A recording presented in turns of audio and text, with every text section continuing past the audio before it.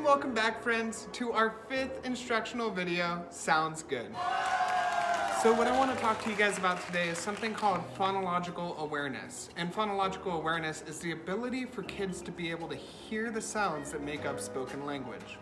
Phonological awareness is very helpful for students because it allows them to connect the sounds with the symbols of letters when they're beginning to read.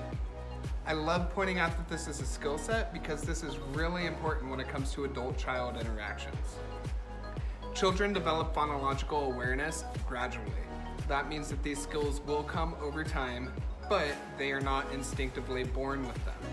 So phonological awareness skills include being able to differentiate sounds that you hear in your environment, like, oh, I hear a car driving by, I hear a washing machine in the background, you hear different voices going on, you hear maybe an animal noise going around. And this part is incredibly important to recognize as a skill.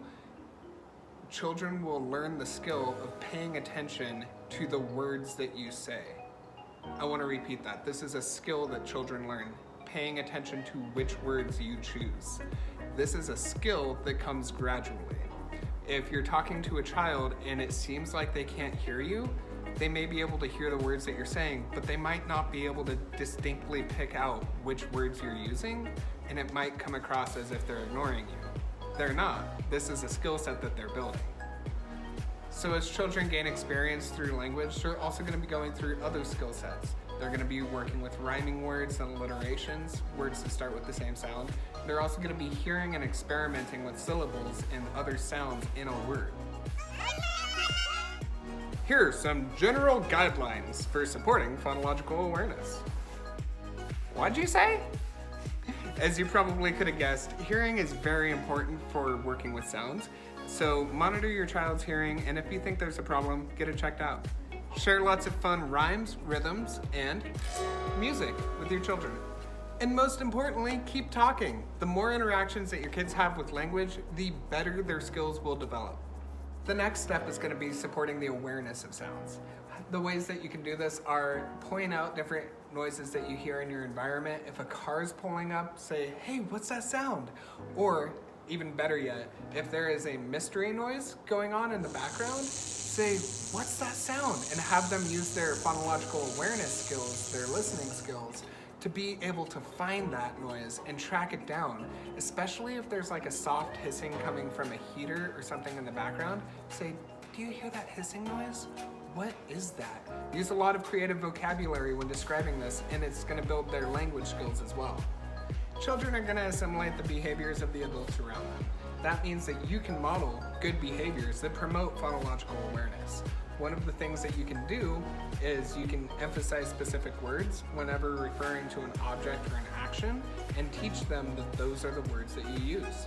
Another fun thing that you can do is you can chant your favorite saying or your favorite rhyme as you go up certain stairs and just say one word for every stair.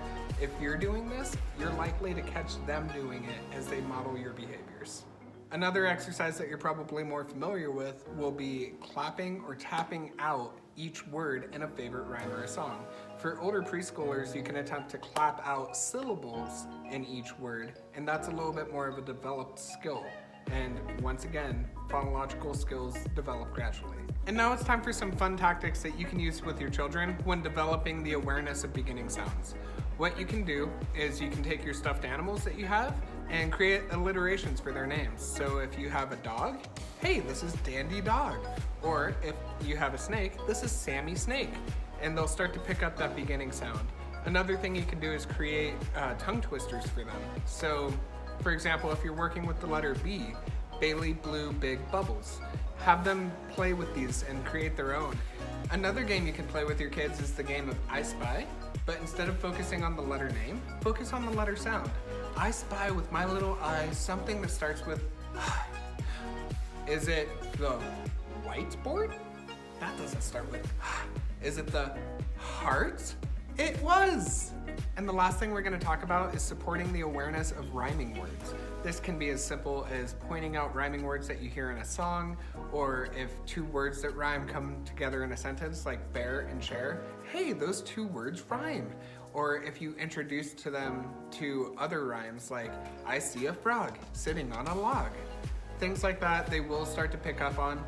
One of my favorite ways of all time that's a play-based learning way is to have a matching game with pictures, because at this point they may be too early to read, but they can definitely point out what the pictures are.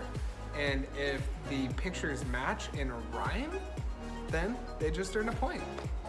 And that is it, friends. You have made it to the end of the 5th video. One more to go. Please swipe over and listen to that read aloud with your kids, and keep an eye out for the secret words in our secret sentence. Every word has appeared in a video. Awesome. We will see you soon.